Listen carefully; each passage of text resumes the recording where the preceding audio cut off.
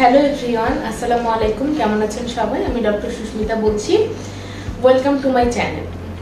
আজকে আমি আপনাদের সঙ্গে খুব ইন্টারেস্টিং একটি টপিক নিয়ে কথা বলবো, সেটি হচ্ছে পা মচকানো।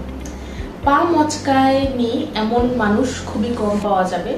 দেখা যায় যে আমরা বাহিরে খুব দ্রুত সিঁড়ি দিয়ে ওঠানামা করার সময়, আমরা প্লেগ্রাউন্ডে খেলতে যাওয়ার সময়, অথবা আমরা রাস্তা দিয়ে হাঁটতে হাঁটতে যদি অন্যমনস্কভাবে হাঁটি, তখন কিন্তু আমাদের এই পা মচকানোর সমস্যাটিতে আমরা ভুগে থাকি।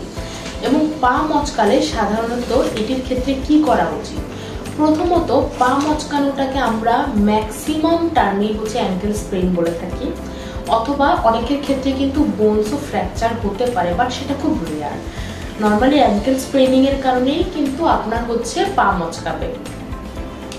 সো এই অ্যাঙ্কেল স্প্রেন বা পা মচকালে তখন আপনি সাথে সাথে কি করবেন? প্রথমত আমরা অ্যাডভাইস করে থাকি যে আপনারা রেস্টে যাবেন। আপনার যে পায়ে আপনি হচ্ছে মচকিয়েছেন বা আপনার প্রবলেম দেখা দিয়েছে, সেই পাটি নিয়ে আপনি একটি রেস্টে যাবেন। রেস্টে যাওয়ার পর আপনার সে পায়ে অবশ্যই কোল্ড কম্প্রেশন দিতে হবে। সেই কোল্ড কম্প্রেশন হতে পারে বরফ পানি বা বরফ, সেটি দিয়ে আপনার পায়ে কোল্ড কম্প্রেশন দিতে হবে। দিয়ে যখন আপনার ব্যথাটি একটি সহনীয় পর্যায়ে আসবে, তখন ডক্টরের কাছে আসার পর উনি পেশেন্টের স্টেট অনুসারে এক্সরে এবং আলট্রা অফ অ্যাঙ্কেল জয়েন্ট দিয়ে থাকেন। এক্সরে এবং আলট্রার হচ্ছে আপনার রেজাল্ট অনুসারে ডক্টর তাকে মেডিসিন প্রেসক্রাইব করেন। ডক্টর তাকে প্লাস্টার অথবা ব্যান্ডেজ অথবা হচ্ছে যে লিগেচার, সেগুলো হচ্ছে প্রেসক্রাইব করে থাকেন, যেন হচ্ছে ইমোবিলাইজেশন অফ দ্য জয়েন্ট হয় এবং বেশি নড়াচড়া না করতে তাকে অ্যাডভাইস করে থাকেন।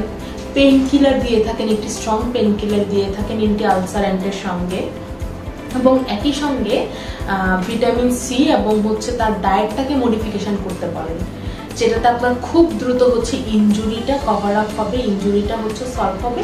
সেই ধরনের ডায়েট সাধারণত ডক্টর দিয়ে থাকেন।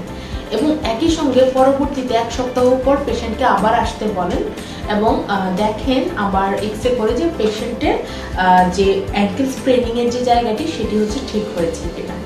সো পা মচকালে কিন্তু আপনি আপনার স্টেপ ওয়াইজ এই ধরনের ট্রিটমেন্টগুলো নিতে পারেন। আপনি যদি ঘরে বসে ট্রিটমেন্ট নিতে চান, অবশ্যই আপনার সেই মচকানো পাটি নিয়ে হচ্ছে আপনার রেস্টে থাকতে হবে, কোল্ড কম্প্রেশন দিতে হবে, পেইন কিলার নিতে হবে এবং একই সঙ্গে ভিটামিন সি মেনটেন করতে হবে।